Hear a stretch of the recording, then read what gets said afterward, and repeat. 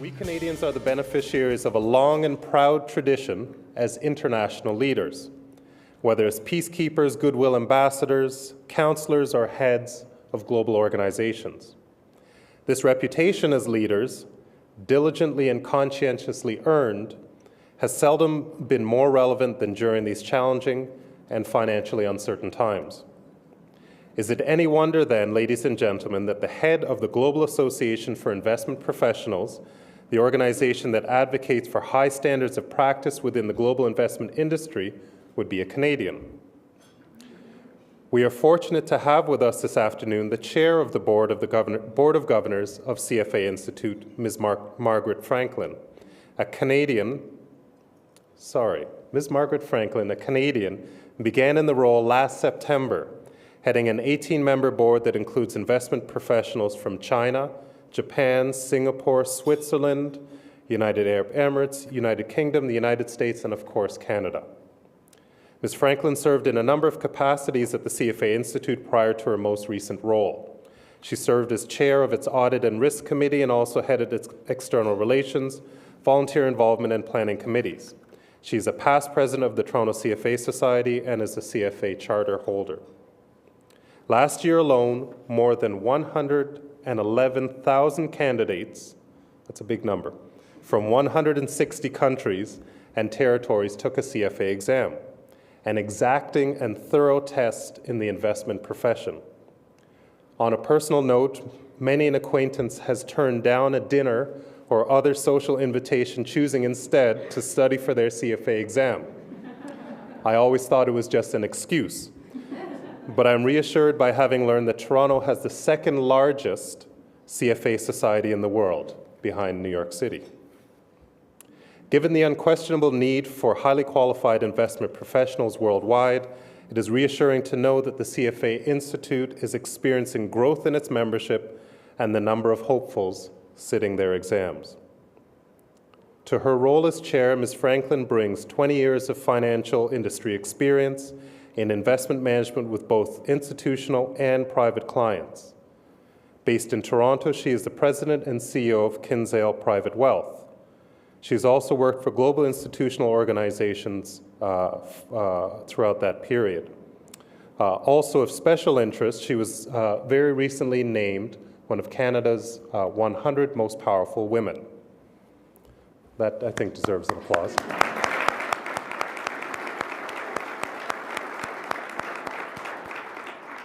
Ms. Franklin is well sought after as a speaker. We're very lucky to have her here. And subject matter on investing, behavioral finance, and private wealth.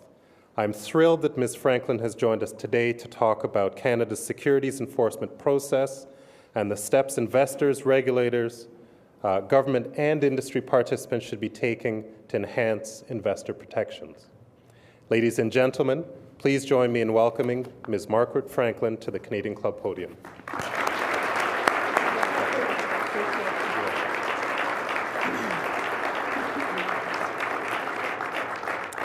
Thank you, Nick, for the kind introduction. It's a pleasure to be here today and to have this opportunity to speak to the guests and members of the Canadian Club. I will tell you, I saw the flyer. A friend of mine, before I actually got it, sent me the advertisement for this particular event, and it was billed as thought-provocative and get people talking. My father is actually in the audience, so when he hears thought-provocative, get people talking, Marg, he gets actually quite panicked. So I am hoping that today I will give you something to think about, I will give you something to talk about, and my father will leave here in one piece. As you know, the recent collapse of the global financial markets has underscored many of the flaws in the financial industry. So whether you are here today as an industry participant or as an individual investor, you have most likely felt the pain of these past few years in one way or another. It is an unparalleled time in our history, one that regulators, politicians, and investment professionals do not wish to repeat. And together, we must do everything in our power to protect investors in the future. We know that there are billions of dollars sitting in the sidelines in cash, And yet, despite the equity market performance of 2009 and 2010, people are still wary of putting that cash to work. And wouldn't you be? Not only did investors experience volatility, the downside side that we didn't talk too much about before this crash, but they also learned of the fraud, egregious breaches of ethics, and a cavalier arrogance where it seemed that capital market participants forgot just whose money it was anyway. Let me be clear, this is not even close to a majority of the industry market participants, but rather a small, significant, and pervasive enough collection of individuals and firms that created a perspective for the average investor, and perhaps even beyond the average investor of Wall Street and Bay Street, that they had been duped. Given this landscape today, the greatest challenge of the financial industry, therefore, is to rebuild trust among investors. So why is trust the desired outcome? From a self-interested perspective for the industry professionals in the audience, without trust, we don't have a business. We don't produce tangible goods where, if found defective, a client can return it in exchange for a new one. It is a business whose basic thread is that of trust, that we will do our very best for clients, that we are qualified to do the services we say we will provide, and that we will put our clients' interests first and ahead of our own. For investors in the audience, the opportunity and playing field to earn a fair return is of the utmost importance, because your financial independence and security now rests squarely on your shoulders. And while there have been no doubt days that stuffing the cash under the mattress probably seemed like a good idea, both inflation and longevity, that is, that you might outlast your investments, are surely two risks that come with doing nothing that in fact make doing nothing untenable. When I began in the business 20 years ago, institutional investors completely overwhelmed the investment pie. These were sophisticated investors whose day job it was to manage money. It was their livelihood. Over the last 20 years, there's been a virtual wholesale transfer of that pie from institutions to individuals, where in one form or another, the individual is now in control of the bulk of the assets. And while there has much been written and talked about on this, individuals have actually been handed this responsibility without the training, except self-teaching, and so they are largely dependent upon professional advice. As a result, I would argue that while white-collar crime and investing is seen as elitist, and white-collar crime is viewed as dramatically different than guns and gang-related crime, the integrity of and confidence in our financial system is critically important to the well-being of this country and should be as much of a priority as dealing with violence in our communities. So if we are to maintain the public's trust in our capital markets and the investment profession, then we in the industry must pay attention to three areas which I'd like to focus my comments on today. First is the adherence to high ethical standards. Second are issues of securities enforcement. And finally, a call for change. So if you remember anything from my time with you today, it would be two words: restore trust. Let's look at ethical standards first. As the chair of the Board of Governors of the CFA Institute, I've had the opportunity to travel around the world and learn from the experiences of global regulators, governments, and industry participants. Nick very deftly explained about the CFA Institute. Our mission is to lead the investment profession globally by setting the highest standards in professional excellence, ethics, and education.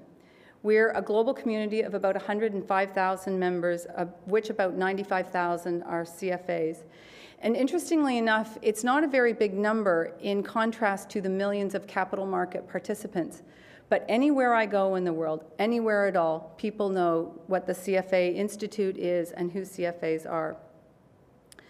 Through my experience as a board member, I propose to you this afternoon that education is the best tool that we have for inscribing ethical practices in the bedrock of free financial markets. An ethical framework encourages and promotes trusts so that market participants can feel confident and invest in those fair opportunities. The system must be based on trust between counterparties and trust that the information provided is accurate, timely, and relevant. The first line of defense that we have against these kinds of problems we have seen is a living system of professional ethics. What has happened in many Western economies over the past years is a sorry episode of misplaced incentives gone wild. The credit securitization bubble that burst in 2007 was not only the result of failures in supervision. At the heart, it was a series of ethical lapses on a systemic level. One of our best chances for minimizing ethical lapses in the future comes from the education of investment practitioners, particularly young professionals. The next generation of practitioners needs solid grounding in how to deal with the inevitable ethical dilemmas that they will face over their career. I say this because the complexities of professional ethics are to a great degree learned behaviors and habits. An employee faced with quarterly production quotas may not be able to differentiate between his personal interests and the interests of shareholders. A pension fund trustee may not inherently know how to respond to pressures from pension stakeholders to invest in local housing projects. A portfolio manager compensated for performance without accountability to the risk assumed may take outsized investment positions in the pursuit of return without ever violating any written rule. These are simple examples of decisions whose answers are not necessarily black and white. These and other ethical decisions become particularly challenging when the misplaced incentive systems pull us in the wrong direction. Getting ethics right is more than simply adopting a code of conduct, although we would argue that commonly accepted codes of conduct and standards of practice set the bar and offer important signals to investors. There's a lot of room, though, for error in interpretation when professionals are confronted with challenging situations, especially when those situations involve large sums of money. On a bigger scale, these actions can become entrenched behaviors inside firms and industries, especially because much of what happens in the ethical area occurs in the gray area between open, transparent disclosure and dishonest and sometimes criminal intent. Like the old truism, the chains of habit are too weak to be felt until they're too strong to be broken. Or as my grandmother would say, it's not what you say, it's what you do. For the CFA Institute, the single biggest effect on the financial crisis has been our role as a global advocate for professional ethics and standards. With the implementation of regulatory reform now seemingly at hand, regulatory communities regularly seek our advice and counsel, in large part because we're a nonpartisan, multi-constituent organization. Our membership includes portfolio managers, research analysts, CEOs and CIOs from independent investment managers, pension funds, banks, and other myriad capital market participants around the globe. So our diversity inherently necessitates clarity on what we speak for, not necessarily on who we speak for, and has magnified our reach and ability to positively affect the profession on behalf of our members. We're not naive. We recognize that solutions to the issues of the day are complex, and we believe that ethics and professional conduct must be part of the equation. So an interesting statistic, a 2009 study by the Joint Standing Committee on Retail Investor Issues found that 91% of Canadian investors consider their financial investment advisor to be among their top 3 sources for information guiding their investment decisions. This raises the question, how can we, as industry leaders and participants, best rise to this ethics and professional challenge? To start with, we need to take a hard look at what's working and what isn't working with the client-advisor relationship. Obviously, investors count on their advisors to look out for their interests. Investor protection is therefore a high priority for advisors. We feel it should be the highest priority. With this in mind, advisors must ensure they invest themselves continually in understanding new market dynamics, new market instruments, and how the changing environment affects their fiduciary responsibility to clients. There must be a commitment to professional excellence and standards that goes beyond lip service. It is no coincidence, then, that anyone wishing to earn the CFA designation must master our Code of Ethics and Standards of Professional Conduct at all 3 exam levels. They also must sign an annual professional conduct agreement or forfeit their right to use the CFA designation. Because of this rigor, regulators in many countries increasingly require passing the CFA exams as a prerequisite to be licensed as a practitioner as an investment advisor. On the other side of the coin, investors need to do more to educate themselves about their investing decisions.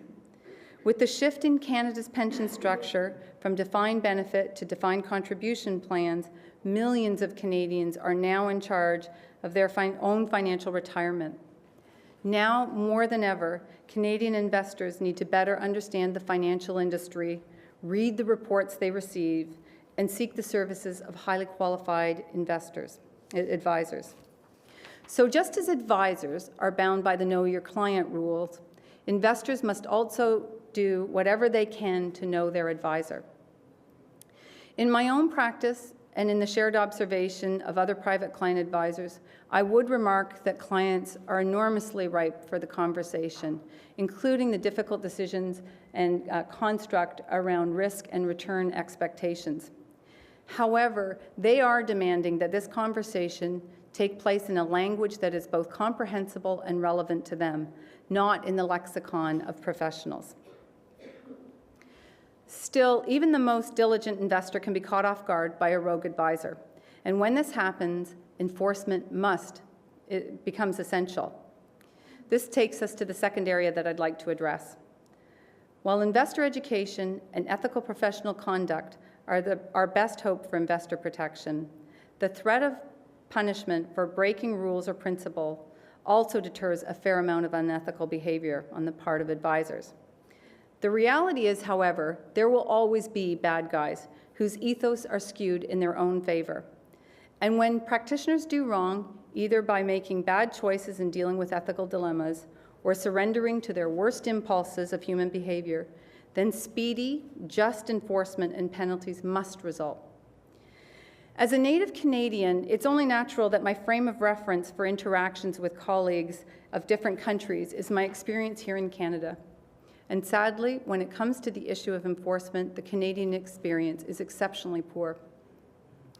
The serious remediation and enhancement to enforcement efforts in many countries is reason for optimism. So I'd like to share with you an example that we all know well, and it's very illustrative.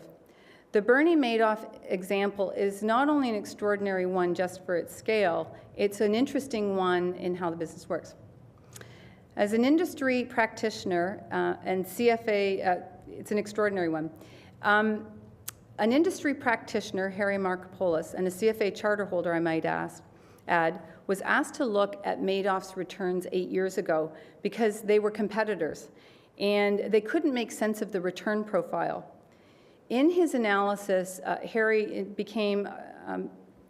indeed saw that the return profile was impossible.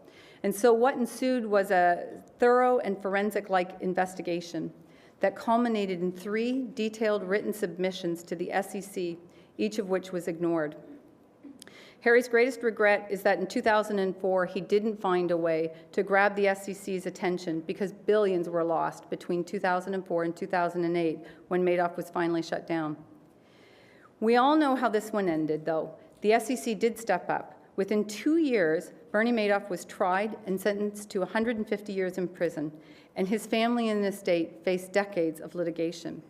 With our neighbors to the south, who do love a perp walk, their attorney generals, particularly in New York where Wall Street dominates, are keenly and confidently focused on retribution. Who'd have thunk Bay Street would be more familiar with Eliot Spitzer and Andrew Cuomo than the Ontario Attorney General, if you even know his name. We are just not focused on it here. So when I return to Canada, it's hard not to be frustrated. The framework in our country is hardly preventative either. Consider the outcome for investors when these mistakes were not caught in time to prevent or lessen the loss. In 1997, when Bre-X collapsed, not only were individual investors invested in that stock, but the Quebec Public Sector Pension Plan lost $70 million. The Ontario Teachers' Pension Plan, arguably one of the most sophisticated investors in the world, lost $100 million. And the Ontario Municipal Employees Retirement Board lost $45 million. Second, as a direct result of the government ignoring red flags in 2001, over 33,000 Crocus investors lost over $60 million. In 2005, the Norberg scandal cost more than 9,000 investors millions of dollars, and approximately 26,000 clients were defrauded of $750 million of their savings when the Toronto hedge fund Portis Alternative Asset Management failed. And the list goes on and on.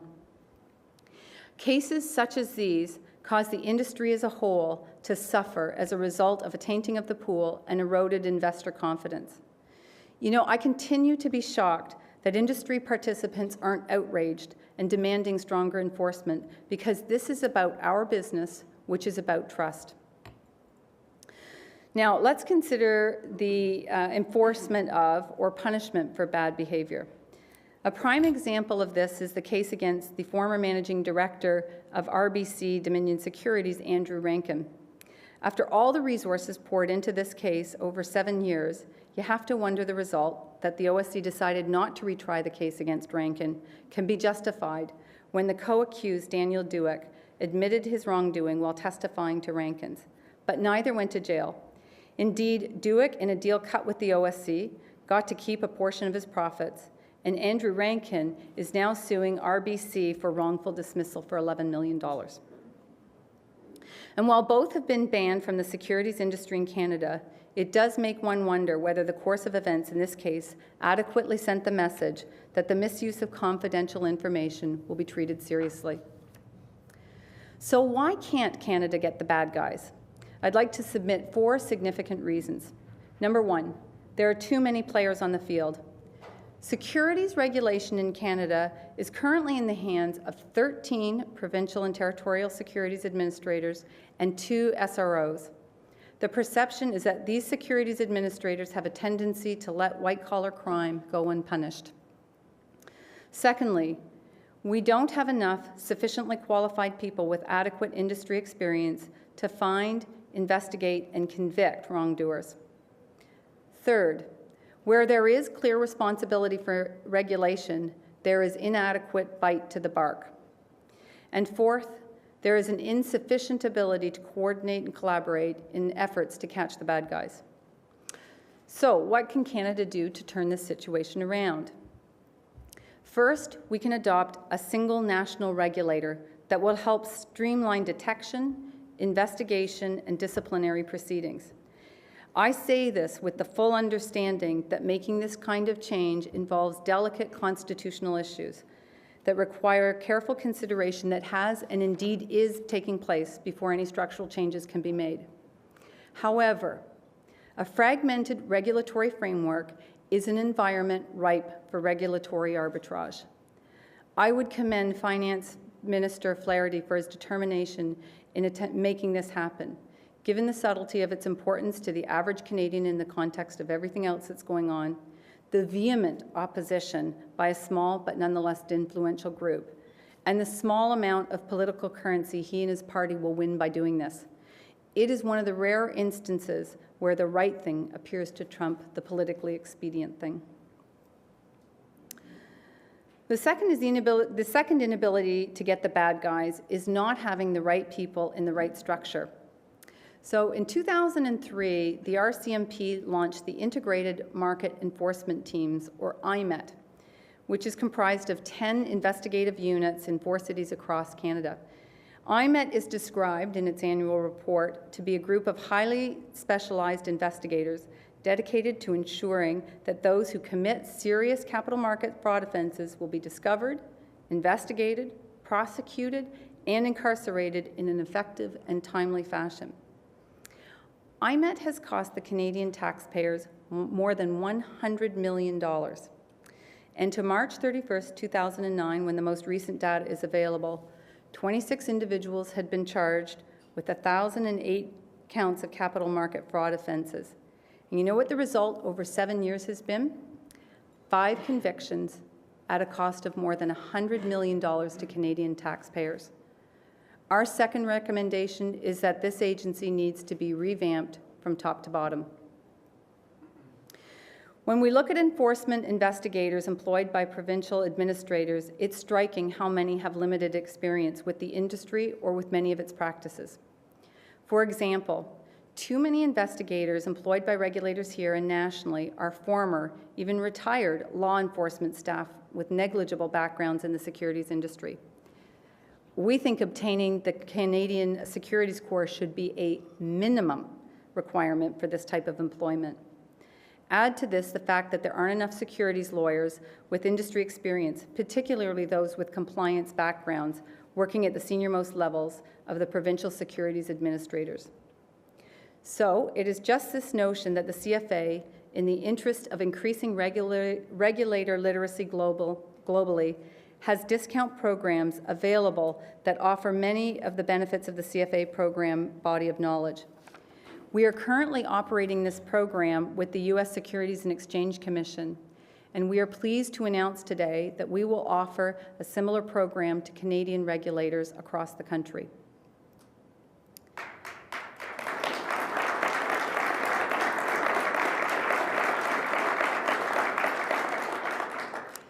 Finally, we must increase penalties and ensure fines are collected. It's a fact that enforcement penalties frequently go uncollected. Fines and penalties are often ignored by industry professionals convicted of securities regulation offenses. And you may say, how does this happen? Well, the MFDA, the Mutual Fund Dealers Association, for example, collects only 38% of the penalties applied, while IROC is only successful 20% of the time. And you know why? Because people simply leave the industry, or at least temporarily, to avoid paying the fines. And we're highly cognizant of this issue and shortfall at the CFA Institute because we too face the same issue, that when individuals facing disciplinary hearings or sanctions, including the revocation of the charter, often remove themselves from the CFA membership.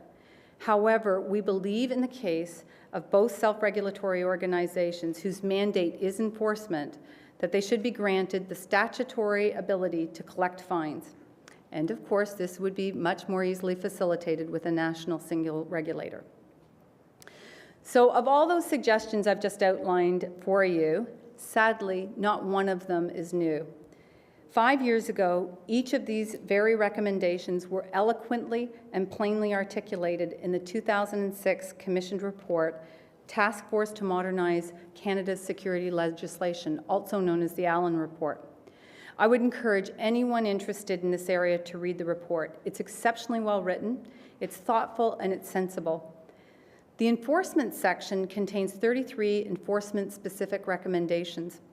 Of these, very few have been implemented or even are under serious consideration. I find this utterly disheartening. So, in the midst of this dreary picture, we would like to congratulate the OSC's new chair, Howard Weston, who's recently pledged to make enforcement a top priority during his term. We are strongly behind you. I can only hope that his counterparts in the rest of the country will follow suit. Our provincial securities administrators need to step up to the plate, acknowledge there's a problem, and start seeking solutions. Our investors deserve nothing less. So let's look at next steps. First, the CFA Institute will be calling for a federally commissioned task force to create awareness and the political will to resolve these issues. We're inviting others in the industry who share our interest in regaining investor trust and confidence by enhancing enforcement practices to join us in the push for this task force. Secondly, the CFA Institute, consistent with its mission of professional excellence through education and ethics training, as of today, will make available to Canadian regulators across the country the same discount programs that offer the CFA program body of knowledge. For those professionals in the audience, we will be calling on you to help us restore trust. For individual investors in the audience, we will earn that trust back. So I'd like to end essentially where I began, that restoring trust after years of market integrity devastation is the greatest challenge facing leaders of the financial service industry, regulators, politicians, and investment practitioners. I recently had lunch with Jason Zweig of the Wall Street Journal. Jason writes frequently and is the author of a number of books on investing and the individual. And given our day jobs, our conversation inevitably turned to the issue of trust in its myriad forms. And he brought to my attention an utterly fascinating piece of research done in the 60s about victims and functional responsibility. And it goes something like this. When something bad happens to someone, the victim will often rethink the events and start to assume some responsibility for that bad thing. Maybe I shouldn't have been walking out on that street so late at night. Maybe I shouldn't have been in a deserted area. And what that does is it helps us feel that the world operates under a social compact, that social order is reasonably intact. So we explored this analogy over lunch as it relates to our business. And if you think about investors in the tech bubble, they could comfort themselves that all was as it should be, or largely, because their brokers had told them not to put all their eggs in one basket, that some commentators were howling at the stratospheric valuations for companies that never earned a single nickel. So let's fast forward 10 years. The challenge is that people did diversify. They did what their advisors told them. They largely held on. And they've watched unparalleled lapses in ethics, fraudulent activity on an unheard of scale, and a host of other violations. If we don't act now, investors will begin to turn that notion of functional responsibility on its head and believe that good things happen to bad people and that bad things happen to good people. It is in our self-interest and our clients' best interest that we find the perspective and the fortitude to strengthen securities enforcement and restore trust, because if not now, when? And if not us, who? Our vision is that financial markets should be equitable, free, and efficient so that every investor has a chance to earn a fair return.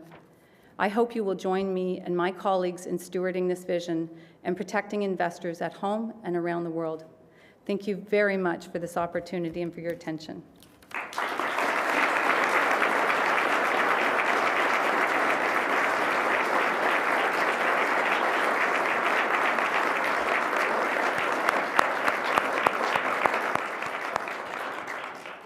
Thank you very much, Margaret. I would like to call John Capobianco, immediate past president of the Canadian Club, to the podium. Right. Thanks, Nick. Madam Chair, I want to take this opportunity to thank you for the insights and thought-provoking perspectives that you shared with us and with the audience today. Your dad should be very proud of you. Investing in these times is certainly a topic of conversation that is garnering unprecedented attention, and rightly so. The investment community and investors all over the world can rest assured that mistakes of the past have been lessons well learned, and that the investment profession is on even stronger footing, thanks in part to your leadership and to your vision. While Canada escaped the financial crisis relatively unscathed, you rightly pointed out that we should not rest on our laurels, that there is much more to be done to ensure that our investment markets are strong and sound. As a nation, we certainly are mindful of the ongoing need to lead by example. You offered sage advice not only for investors, but to government and regulatory community who are charged with enforcing and monitoring the policies and protocols that govern the markets. Ms. Franklin, you do Canadians proud by your leadership of the CFA Institute. We wish you every success as you continue to carry out your duties as chair, and we invite you to join us again. And again, we thank you very much.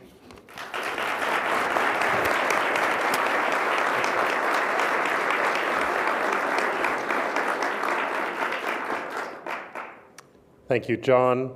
Thank you, Margaret, and thank you once more to the CFA Institute for making this event possible. This concludes our television programming, which has been broadcast live on Rogers TV. We are grateful to Rogers TV and 680 News for their continuing promotion of Canadian Club events. Thanks to all of you here for joining us. This meeting is now adjourned.